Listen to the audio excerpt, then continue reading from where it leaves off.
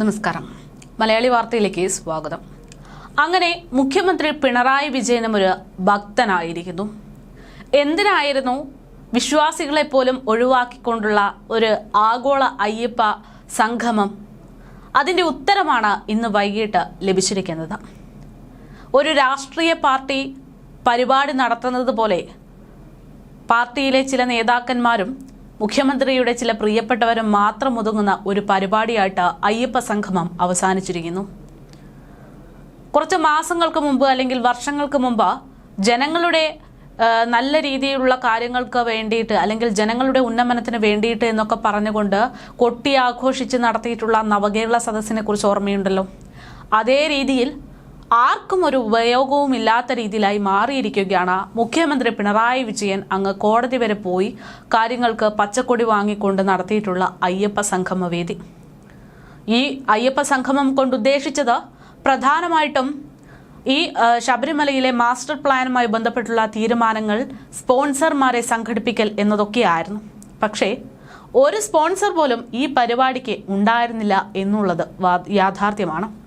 ഒന്നും തന്നെ ഈ ഒരു പരിപാടി നടത്തിയത് കൊണ്ട് ഇന്നിവിടെ ഉണ്ടായിട്ടില്ല. കുറച്ച് മാധ്യമങ്ങൾക്ക് വാർത്ത കിട്ടി എന്നതിനേക്കാൾ അപ്പുറത്തേക്ക്. എന്തായാലും മുഖ്യമന്ത്രി പിണറായി വിജയൻ ഒരു അയ്യപ്പ ഭക്തനാണെന്നാണ് ഈ ഒരു വിഷയത്തിന് ശേഷം SNDP യോഗം ജനറൽ സെക്രട്ടറി വെള്ളാപ്പള്ളി നടേശൻ പറഞ്ഞിരിക്കുന്നത്. കമ്മ്യൂണിസ്റ്റുകാർ നിരീശ്വരവാദം പറയുമെങ്കിലും മുഖ്യമന്ത്രി അടക്കം ഭൂരിപക്ഷം പേരും ഭക്തരാണ് എന്നാണ് വെള്ളാപ്പള്ളിയുടെ പ്രതികരണം.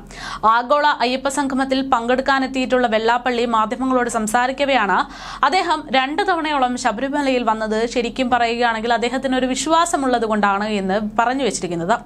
ആദർശ നിരീശ്വരവാദം പറയുന്നുവെങ്കിലും അയ്യപ്പനെ കാണാനെത്തുന്ന 90% പേരും മാർക്സിസ്റ്റ് കമ്മ്യൂണിസ്റ്റുകാരാണ് എന്നുള്ളതാണ് എന്നും അദ്ദേഹം പറയുന്നു. ഇവർക്കെല്ലാം മനസ്സിൽ ഭക്തിയുണ്ട്. പണ്ട് എന്തെങ്കിലും പറഞ്ഞിരുന്നുവെങ്കിലും ഇപ്പോൾ അങ്ങനെയൊന്നുമല്ല. പിണറായി തന്നെ 2 തവണയാണ് ഇവിടെ വന്നത്. ഭക്തനാണെങ്കിൽ അദ്ദേഹം വരും, ഭക്തനല്ലായിരുന്നുവെങ്കിൽ അദ്ദേഹം ഇവിടെ വരുമായിരുന്നു എന്നുള്ളതാണ് വെള്ളാപ്പള്ളിയുടെ ചോദ്യം. ഉത്തരം പറയേണ്ടത് മുഖ്യമന്ത്രി പിണറായി വിജയനാണ്. പക്ഷേ അദ്ദേഹം ഇതിനൊന്നും ഉത്തരം പറയാതെ വെള്ളാപ്പള്ളിയുടെ ചുമലിൽ കൈയുമിട്ട് വരുന്ന രംഗമാണ് ഇന്ന് രാവിലെ നമ്മൾ കണ്ടത്. അയ്യപ്പനെ അദ്ദേഹം ഹൃദയം കൊണ്ട് ഇന്ന് സ്വീകരിച്ചു എന്ന്, ഭക്തനല്ലായിരുന്നുവെങ്കിൽ അദ്ദേഹം അങ്ങനെ ചെയ്യുമായിരുന്നു എന്നും വെള്ളാപ്പള്ളി ചോദിക്കുന്നു. എന്തായാലും വെള്ളാപ്പള്ളിയുടെ ചോദ്യം തന്നെയാണ് ജനങ്ങൾക്കും. എന്തിനാണ് ഈ ജനങ്ങളുടെ മുന്നിൽ വലിയ ആദർശവാദങ്ങളൊക്കെ ഉന്നയിക്കുകയും പിന്നെ ഉള്ളിൽ മറ്റൊരു കാര്യങ്ങൾ നടത്തുകയും ചെയ്യുന്നത് എന്നുള്ള ചോദ്യം തന്നെയാണ് ജനങ്ങൾക്ക്. എന്തായാലും പമ്പയിലെ ആഗോള അയ്യപ്പ സംഗമത്തിലേക്ക് പിണറായി വിജയന്റെ കാറിലാണ് ഇന്ന് വെള്ളാപ്പള്ളി എത്തിയിരുന്നത്. ഇതുമായി ബന്ധപ്പെട്ട ചോദ്യത്തിന് പിണറായിയെ തനിക്ക് ഏറെ ഇഷ്ടമാണ് എന്നുള്ള മറുപടിയാണ് വെള്ളാപ്പള്ളി നൽകിയിരിക്കുന്നത്. നേരത്തെയും അദ്ദേഹം കൈ കൊടുത്ത് പൊക്കിക്കൊണ്ട് നടന്നിട്ടുള്ള സാഹചര്യമുണ്ട്. അദ്ദേഹം എന്നെയും പൊക്കിക്കൊണ്ട് നടന്നിട്ടുണ്ടല്ലോ. എനിക്ക് അദ്ദേഹത്തെ ഇഷ്ടമായതുകൊണ്ടാണ് അത്തരമൊരു നടപടിയിലേക്ക് കടന്നത്. അടുത്ത തവണയും അദ്ദേഹം തന്നെയാകണം മുഖ്യമന്ത്രി എന്നാണ് വെള്ളാപ്പള്ളിയുടെ അഭിപ്രായം. വേറെ ആരെങ്കിലും അന്ന് മുഖ്യമന്ത്രി ആയതുകൊണ്ട് കാര്യമില്ല എന്നും ഇടതുപക്ഷത്ത് മുഖ്യമന്ത്രിയാകാനുള്ള ഏക യോഗ്യൻ അദ്ദേഹം മാത്രമാണ് എന്നും വെള്ളാപ്പള്ളി പറഞ്ഞു. എല്ലാവരെയും കൊണ്ടു നടക്കാനുള്ള കഴിവും എല്ലാവരെയും ഒരുമിച്ച് കൊണ്ടുപോകാനുള്ള ശക്തിയുമാണ് പിണറായിക്കുള്ളത് എന്നും വെള്ളാപ്പള്ളി പറഞ്ഞു വെക്കുകയാണ്. എന്തായാലും ഈ ഒരു സംഘം, ഈ ഒരു ആഗോള അയ്യപ്പ സംഘം ഉദ്ദേശിച്ചിരുന്ന പ്രധാനപ്പെട്ട മാസ്റ്റർ പ്ലാനിനെ കുറിച്ച് കാര്യമായിട്ടൊന്നും ചർച്ചയോ അല്ലെങ്കിൽ ഒരു സ്പോൺസറിനെയൊന്നും ഈ ഒരു പരിപാടിയിൽ ഇവിടെ ലഭിച്ചിട്ടില്ല എന്നതുകൂടെ ഈ വെള്ളാപ്പള്ളി ഇത്തരത്തിൽ മുഖ്യമന്ത്രിയെ അങ്ങ് പൊക്കി വെക്കുമ്പോഴും ഓർക്കേണ്ടുന്നൊരു കാര്യമാണ്. എന്തിനാണോ പരിപാടി നടത്തിയത് അതൊന്നും തന്നെ നടന്നിട്ടില്ല എന്ന് ചുരുക്കം. ഉദ്ഘാടനത്തിന് മുമ്പ് രാഷ്ട്രീയ പ്രസംഗം നടത്തുന്ന രീതിയിൽ തന്നെയായിരുന്നു മുഖ്യമന്ത്രിയുടെ പ്രസംഗം.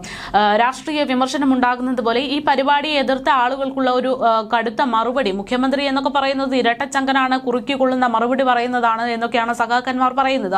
അതുപോലെ വിമർശനങ്ങൾക്കുള്ള രാഷ്ട്രീയ മറുപടി മാത്രമായിട്ട് ഒതുങ്ങുന്നതായിരുന്നു മുഖ്യമന്ത്രിയുടെ പ്രസംഗം എന്നുള്ളത് കൂടെ ഇവിടെ ഏറെ ശ്രദ്ധേയമാണ്.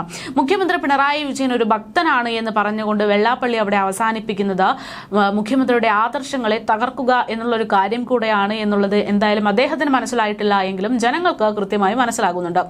എന്തായാലും അയ്യപ്പനെ ഹൃദയം കൊണ്ട് സ്വീകരിച്ച ഒരാളാണ് മുഖ്യൻ, അതുകൊണ്ടാണ് ഇത്തരത്തിൽ മുഖ്യമന്ത്രി ഇവിടെ എത്തിയത് എന്ന് പറഞ്ഞപ്പോൾ മറുവശത്ത് പ്രതിപക്ഷം ഇതിനെ ആഞ്ഞടിച്ചുകൊണ്ട് രംഗത്തെത്തിയിരിക്കുകയാണ്. രാഷ്ട്രീയ ലക്ഷ്യം മാത്രം ലക്ഷ്യം വെച്ചുകൊണ്ടാണ് മുഖ്യമന്ത്രി പിണറായി വിജയൻ ഈ അവസാന സമയത്ത് ഭരണം അവസാനിക്കാൻ ചുരുങ്ങിയ നാൾ മാത്രമുള്ളപ്പോൾ തന്റെ മുന്നിലേക്ക് എത്തിയതെന്നും കപടഭക്തനാണ് മുഖ്യമന്ത്രി പിണറായി വിജയൻ എന്നുമാണ് പ്രതിപക്ഷ നേതാവ് ഈ വിഷയത്തിൽ പറഞ്ഞിരിക്കുന്നത്. യുവതീ പ്രവേശനവുമായി ബന്ധപ്പെട്ടുള്ള വിഷയങ്ങളെക്കുറിച്ച് യാതൊന്നും പറയാൻ ധൈര്യം കാണിക്കാത്ത മുഖ്യമന്ത്രി എന്ത് അടിസ്ഥാനത്തിലാണ് ഇത്തരത്തിൽ ഒരു പരിപാടി നടത്തിയത് എന്നടക്കമുള്ള ചോദ്യങ്ങൾ ചോദിച്ചുകൊണ്ടാണ് പ്രതിപക്ഷം ഇന്ന് രംഗത്തെത്തിയിട്ടുള്ളത്. എന്തായാലും പരിപാടി വേദിയിൽ യുവതീ പ്രവേശന വിഷയത്തിൽ യാതൊരു മറുപടിയോ അല്ലെങ്കിൽ അതൊന്ന് തൊടാൻ പോലും ശ്രമിക്കാതെ മൗനം പാലിച്ചുകൊണ്ട് വിമർശകർക്കുള്ള മറുപടി നൽകിക്കൊണ്ടായിരുന്നു ഇന്ന് മുഖ്യമന്ത്രിയുടെ പ്രസംഗം. മറുവശത്ത് ലക്ഷക്കണക്കിന് ആളുകളെയൊക്കെ പ്രതീക്ഷിച്ചുകൊണ്ട് നടത്തിയ പരിപാടി, 4000-ലധികം ആളുകൾ എത്തുമെന്ന് പ്രതീക്ഷിച്ച പരിപാടി, 3 വേദികളും ശൂന്യമായി കിടക്കുന്ന അവസ്ഥയിലായിരുന്നു കാര്യങ്ങളുടെ പോക്ക്. എന്തായാലും ഈ സംഗമത്തിന്റെ ബാക്കി ഇനി എന്ത് എന്നുള്ളൊരു ചോദ്യം ഇവിടെ അവശേഷിക്കുകയാണ്. ആ ഒരു ചോദ്യത്തിനുള്ള ഉത്തരം മുഖ്യമന്ത്രി പറഞ്ഞിരിക്കുന്നത് ശബരി റെയിൽവേ, അതുപോലെ തന്നെ റോപ്പ് വേ, വിമാനത്താവളം ഇത് നടപ്പിലാക്കുക എന്നുള്ളതാണ്. പക്ഷേ ഇത് നടപ്പിലാക്കണമെങ്കിൽ കേന്ദ്രത്തിന്റെ സഹായം വേണം. അത് സഹായിക്കുമെന്നുള്ള പ്രതീക്ഷയുണ്ട്. ആ സഹായത്തിന് വേണ്ടി കാത്തിരിക്കുകയാണ്. അത് കിട്ടിക്കഴിഞ്ഞാൽ ഉടൻ തന്നെ നടപ്പിലാക്കുമെന്നുള്ള ഒരു ഉറപ്പ് മുഖ്യമന്ത്രി നൽകുന്നു. പക്ഷേ കേരളയിൽ പോലെ അങ്ങനെ പല പല പല പല പദ്ധതികളും മുഖ്യമന്ത്രി പിണറായി വിജയൻ ഇത്തരത്തിൽ മൈക്ക് കിട്ടിയപ്പോൾ ഉറപ്പ് നൽകിയ പദ്ധതികളുണ്ട്. പക്ഷേ അതൊന്നും നടപ്പിലായി കണ്ടിട്ടില്ല എന്നതുകൊണ്ട് തന്നെ ഈ ഒരു വിഷയത്തിലും എന്തായിരിക്കും എന്നുള്ളതിന്റെ ആകാംക്ഷ അല്ലെങ്കിൽ അത് നടപ്പിലാകുമോ എന്നുള്ളൊരു നോക്കിക്കാണുന്ന ഒരു സമൂഹം എന്തായാലും ഇവിടെയുണ്ട്. നടപ്പിലാകുകയാണെങ്കിൽ വിശ്വാസികൾക്ക് ആ ഒരു സമയത്ത് അവിടെ എത്തുന്ന ആളുകൾക്ക് ഏറെ ആശ്വാസകരമാകുന്ന നടപടിയാണ്. പക്ഷേ അതിന്റെ കേന്ദ്ര സഹായം അത് മാത്രമാണ് ഇനി വരേണ്ടത് എന്നുള്ള നിലപാടിലേക്കാണ് കാര്യങ്ങൾ പോകുന്നത്. എന്തായാലും ഇന്ന് മുഖ്യമന്ത്രി പറഞ്ഞിരിക്കുന്ന പ്രസംഗത്തിന്റെ അത് പ്രധാന ഭാഗങ്ങൾ എന്തായാലും ജനങ്ങൾ കേൾക്കണം. കാരണം ഇതുവരെ ചെയ്തു വെച്ചിരിക്കുന്ന കണക്കുകളൊക്കെ എണ്ണി പറഞ്ഞ് വോട്ട് ചോദിക്കുന്ന തരത്തിലുള്ള ഒരു പ്രതികരണം, ഒരു പ്രസംഗമായിരുന്നു മുഖ്യമന്ത്രിയുടേത്. അദ്ദേഹത്തിന്റെ പ്രസംഗം ആരംഭിച്ചത് ഇങ്ങനെയാണ്: മതാതീത ആത്മീയതയെ ഉദ്ഘോഷിക്കുന്ന എല്ലാ മനുഷ്യർക്കും ഒരുപോലെ പ്രാപ്തമായ ആരാധനാലയമാണ് ശബരിമല എന്നും ആ നിലയ്ക്ക് തന്നെ ശക്തിപ്പെടുത്തേണ്ടുന്ന ഒന്ന് തന്നെയാണ് ശബരിമല എന്നുമാണ് മുഖ്യമന്ത്രി പറഞ്ഞു തുടങ്ങിയത്. ശബരിമലയുടെ സമഗ്ര വികസനം ലക്ഷ്യമിട്ട് പമ്പ മണപ്പുറത്ത് സംഘടിപ്പിച്ച ആഗോള അയ്യപ്പ സംഗമത്തിന്റെ ഉദ്ഘാടന പ്രസംഗം നടത്തിയ മുഖ്യമന്ത്രി ശബരിമലയുടെ മതാതീത ആത്മീയതയുടെ അത്യപൂർവമായിട്ടുള്ള കാഴ്ചകളെ കുറിച്ച് വിശദീകരിച്ചു. ലോകത്തിന് മുന്നിൽ ഇതിന്റെ ഒരു അവസ്ഥ അല്ലെങ്കിൽ ഇതിന്റെ ഒരു വലിപ്പം അത് കുറച്ചുകൂടെ വലുതാക്കേണ്ടതുണ്ട്. അതിനെ അങ്ങനെ ലോകത്തിന് മുന്നിലേക്ക് കൊണ്ടുവരികയാണ് ഇതിന്റെ പ്രധാന ലക്ഷ്യം എന്നാണ് മുഖ്യമന്ത്രി പറയുന്നത്. ഇത്തരത്തിൽ ലോകമെങ്ങുമുള്ള ഭക്തരെ ശബരിമലയിലേക്ക് ആകർഷിക്കണമെന്നും അതിന് ഉതകുന്ന വിധത്തിൽ ശബരിമലയുടെ ഭൗതിക സാഹചര്യങ്ങൾ മെച്ചപ്പെടുത്തണമെന്നും അദ്ദേഹം പറഞ്ഞു. മധുര തിരുപ്പതി മാതൃകയിൽ ശബരിമലയെ തീർത്ഥാടക ഭൂപടത്തിൽ ശ്രദ്ധേയമായ കേന്ദ്രമാക്കി ലോകത്തിന് മുന്നിൽ അവതരിപ്പിക്കുകയാണ് സംഗമത്തിന്റെ ലക്ഷ്യമെന്നാണ് മുഖ്യമന്ത്രി പറഞ്ഞത്. തീർത്ഥാടകർക്ക് എന്താണ് വേണ്ടത് എന്ന് സർക്കാരോ ദേവസ്വം ബോർഡോ ഏകപക്ഷീയമായി സങ്കല്പിച്ച് നടപ്പിലാക്കുകയല്ല വേണ്ടത്, മറിച്ച് ഭക്തജനങ്ങളിൽ നിന്നും തന്നെ മനസ്സിലാക്കുകയാണ് വേണ്ടതെന്ന് മുഖ്യമന്ത്രി പറഞ്ഞു. ഈ ബോധ്യപ്പെടുത്തലോടെയാണ് തിരുവിതാംകൂർ ദേവസ്വം ബോർഡ് പ്ലാറ്റിനം ജൂബിലിയോടനുബന്ധിച്ച് ഇങ്ങനെ ഒരു സംഗമം നടത്തിയതെന്നാണ് മുഖ്യമന്ത്രിയുടെ അവകാശവാദം. വർഷങ്ങൾ നീണ്ട ആലോചനയ്ക്കും ചർച്ചകൾക്കും ശേഷമാണ് ഇത്തരമൊരു പരിപാടിയിലേക്ക് എത്തിയത്. ഓരോ വർഷവും ശബരിമലയിൽ എത്തുന്ന തീർത്ഥാടകരുടെ വർധനയ്ക്കനുസരിച്ച് സുഗമമായിട്ടുള്ള യാത്രാ സൗകര്യം, പാർക്കിംഗ്, ശുദ്ധജല ലഭ്യത, സാനിറ്റൈസേഷൻ സംവിധാനങ്ങൾ, വിശ്രമ കേന്ദ്രങ്ങൾ, ചികിത്സാ സൗകര്യങ്ങൾ എല്ലാം തന്നെ വേണ്ടതുണ്ട്. ഇവ പ്രകൃതിയുടെ മനോഹാരിതയ്ക്ക് കോട്ടം തട്ടാതെയും പരിസ്ഥിതിക്ക് പോറേൽപ്പിക്കാതെയും ആയിരിക്കണം എന്നും അദ്ദേഹം പറഞ്ഞു. എരുമേലി അടക്കമുള്ള സമീപ പ്രദേശങ്ങളിൽ ഇതിന്റെ ഭാഗമായിട്ട് വികസിപ്പിക്കണം. 2050 വരെയുള്ള വികസന സാധ്യതകൾ മുന്നിൽ കണ്ടുകൊണ്ടാണ് കാര്യങ്ങളുടെ നീക്കൽ. ശബരിമല, പമ്പ, പരമ്പരാഗത പാത, നിലയ്ക്കൽ എന്നിവയുടെ സമഗ്ര വികസനത്തിന് മാസ്റ്റർ പ്ലാൻ ലക്ഷ്യമിടുന്നുണ്ട്.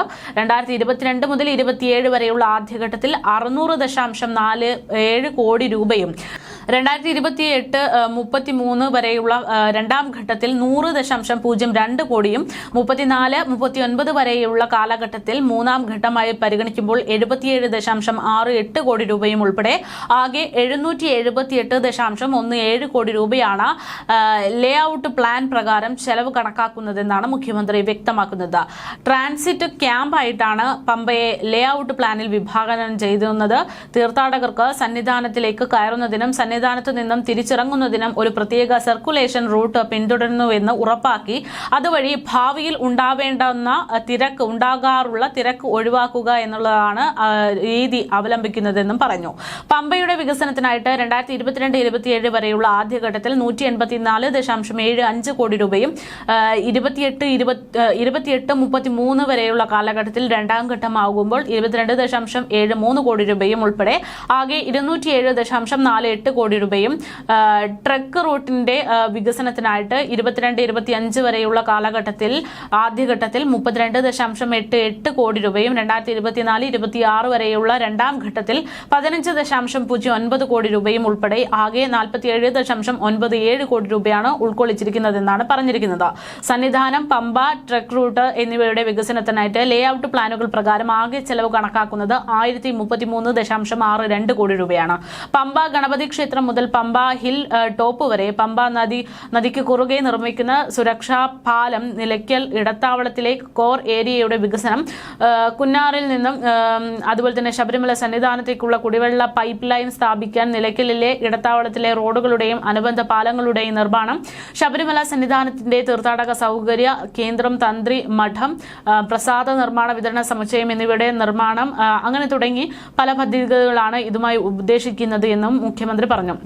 ഇത്തരം കാര്യങ്ങളെക്കുറിച്ച് ഒരു തുറന്ന ചർച്ചയാണ് ഈ ഒരു ശബരിമല വികസനമായിട്ട് ഉദ്ദേശിക്കുന്നത് എന്നും ഇതിനു മുമ്പ് നടത്തിയിട്ടുള്ള പ്രവർത്തനങ്ങളെക്കാൾ ശക്തമായിട്ടുള്ള പ്രവർത്തനമായിരിക്കും ഈ തവണ ശബരിമലയ്ക്ക് വേണ്ടി നടത്താൻ പോകുന്നത് എന്നൊക്കെയാണ് മുഖ്യമന്ത്രി പിണറായി വിജയൻ പറഞ്ഞിരിക്കുന്നത്. പക്ഷേ ഈ ആഗോള അയ്യപ്പ സംഗമം എന്ന് പറയുമ്പോൾ അവിടെ എത്തിയിരിക്കുന്നത് ആകെ 600 കൂടിപ്പോയ 1500 ആളുകൾ മാത്രമാണ് എന്നുള്ളതാണ് ഏറ്റവും വലിയ വിരോധാഭാസം.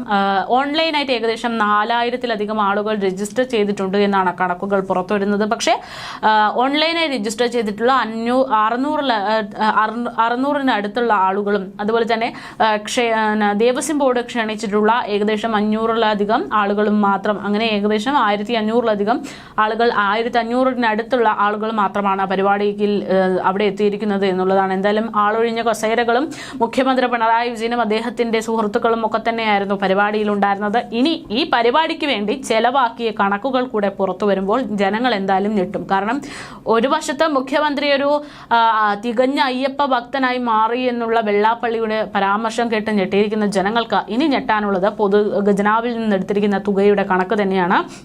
കാരണം 4000-ലധികം ആൾക്ക്, പ്രത്യേകിച്ച് ശബരിമല വിഷയത്തിൽ ശബരിമലയുടെ സ്ഥലത്ത് ഒരു പരിപാടി നടത്തുമ്പോൾ ഉണ്ടാകുന്ന ചിലവ് അത് ഊഹിക്കുന്നതിലും അപ്പുറമാണ്. പ്രത്യേകിച്ച് സർക്കാർ പരിപാടിയാകുമ്പോൾ അതിൻ്റെ കണക്കുകൾ എപ്പോഴും കേട്ട് ഞെട്ടുന്ന ജനങ്ങൾക്ക് ഒരു ഇരട്ടി കണക്ക്, പ്രതീക്ഷിക്കുന്നതിനേക്കാൾ ഒരു ഇരട്ടി തുക തന്നെയായിരിക്കും കേൾക്കേണ്ടി വരിക എന്നതിൽ യാതൊരു സംശയവുമില്ല. എന്തായാലും പൊതുമരാമത്ത് വകുപ്പൊക്കെ ഈ ഒരു വിഷയവുമായി ബന്ധപ്പെട്ടുള്ള കണക്കുകൾ വൈകാതെ തന്നെ പുറത്തുവിടും. അന്നാണ് ഈ ശരിക്കും ഈ നവകേരള സദസ്സ് പോലെ ഈ പരിപാടിക്ക് എത്ര രൂപയാണ് ഇവിടുത്തെ സർക്കാർ പൊടിച്ച് ഒരു കാര്യവുമില്ലാതെ ഈ സാമ്പത്തിക പ്രതിസന്ധി കാലഘട്ടത്തിൽ നശിപ്പിച്ചു കളഞ്ഞിരിക്കുന്നത് എന്ന് കൂടെ വ്യക്തമാകും.